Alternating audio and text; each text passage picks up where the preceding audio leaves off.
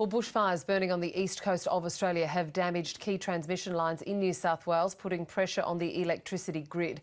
Paul Italiano is the CEO of TransGrid, which manages the high voltage transmission network across New South Wales. Paul, thanks for joining us. Thank you. What's the current situation with respect to power outages in New South Wales? Well, firstly, can I say our thoughts and prayers are with the families that have lost loved ones and with the people that have suffered damage here. This is a catastrophic event and our thoughts are with them primarily. At the moment, we're experiencing some fire damage to assets around the Kosciuszko National Park that's causing interruptions to supply between Victoria and New South Wales. So we've had to separate the two states and it's no longer operating as a single national electricity market. And that's compromised the availability of energy to New South Wales. Okay, which areas in particular, which communities are impacted? At the moment, the only community that's directly impacted by our assets is the township of Tumut. The area that's of greatest concern to us is the area between Upper Tumut and Lower Tumut. Those two substations, critical components of the Snowy scheme, that's where the Victorian and New South Wales systems are synchronised.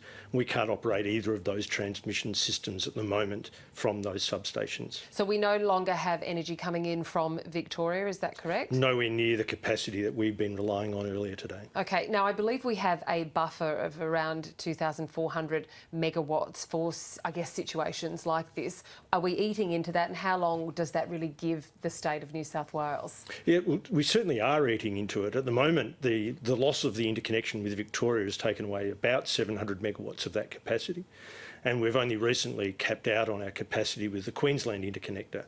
So we are struggling at the moment to bring enough energy into the state. So do you expect that we'll see load shedding overnight and into Sunday? Well, that'll depend on how the system evolves. We do see gale force winds forecast for the coastal regions.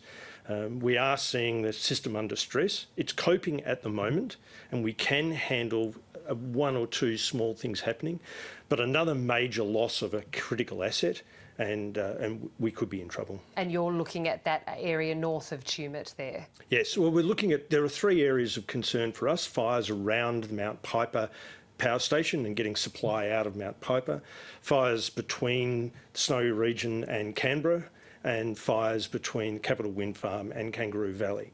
Those areas have key supply lines to them. If we lose some of those assets, then we could be in a situation where we have to rely on load shedding. And so what does that mean for someone at home in those areas where they're supplied by electricity by those areas that you just mentioned? Does it mean that lights won't go on, the aircon won't go on, the fridges will go off? Well, obviously that's what happens with load shedding. It is a blackout. It's a managed blackout. It's rotated around the system in accordance with the protocols that have been established for these unusual circumstances. We haven't had to do this for a very, very long time. We still are a little way away from having to do it now. But if people are fairly cautious and judicious with their energy use at the moment, making sure that they keep energy consumption down to essential needs and take away superfluous demand, then we could probably avoid some kind of load shedding event. I believe that Ausgrid, in tandem with a number of authorities over the last few days, has taken advantage of these milder conditions to mitigate any great damage that we might see over the next 6 to 12 hours. What's been going on to, I guess, buffer these transmission grids? Well, the transmission system is fundamentally very different. At the moment, we've got fires that are directly underneath the power lines and surrounding substations. They are generating a huge amount of heat, and that really compromises the operation, the safe operation of those assets. The nature of transmission is we're moving huge volumes of energy.